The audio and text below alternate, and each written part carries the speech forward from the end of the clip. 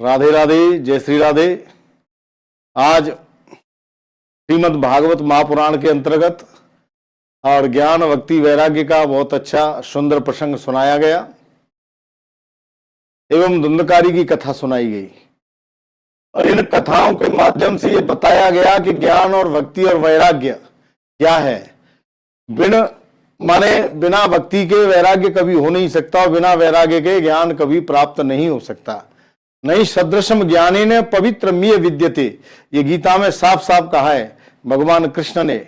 इसलिए ज्ञान और भक्ति वैराग्य की सबसे पहले श्रीमद् भागवत महापुराण के अंतर्गत कथा बताई गई है, क्योंकि ज्ञान और भक्ति वैराग्य से ही सब कुछ प्राप्त होता है।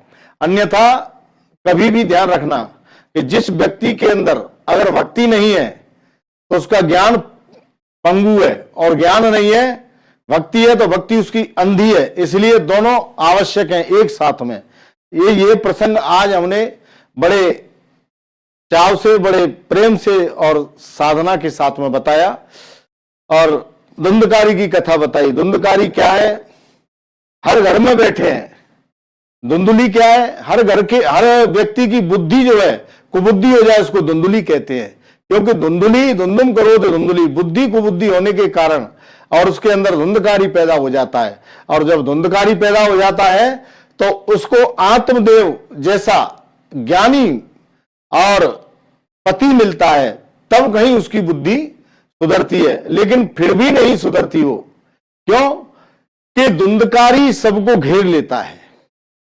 गौकर्ण एक ज्ञान का स्वरूप है। गौकर्ण ने ये कथा सुनाई और गौकर्ण ने ये बताया, देहस्तिमास हृदय विमतिम तेजत्तम जायाम सुदाम ममताम विमुंचय पश्यानिशम जगदिदम क्षणभंग निष्ठय वैराग राग रसिको भवभक्त निष्ठय।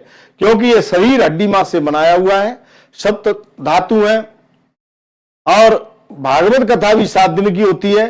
भागवत कथा में ये बताया गया कि 7 दिन की होती है और 7 दिन में ही व्यक्ति का जन्म और मरण होता है।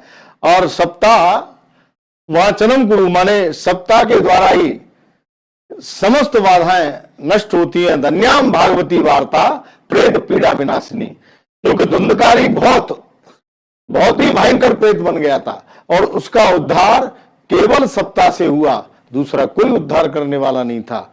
इसलिए सप्ताह की भागवत की बहुत बड़ी महिमा बताई गई है। भांति सर्वेषु वेदेषु गीयते नारदादि वर्तते सर्वशास्त्रेषु तस्माद् भागवत विदु।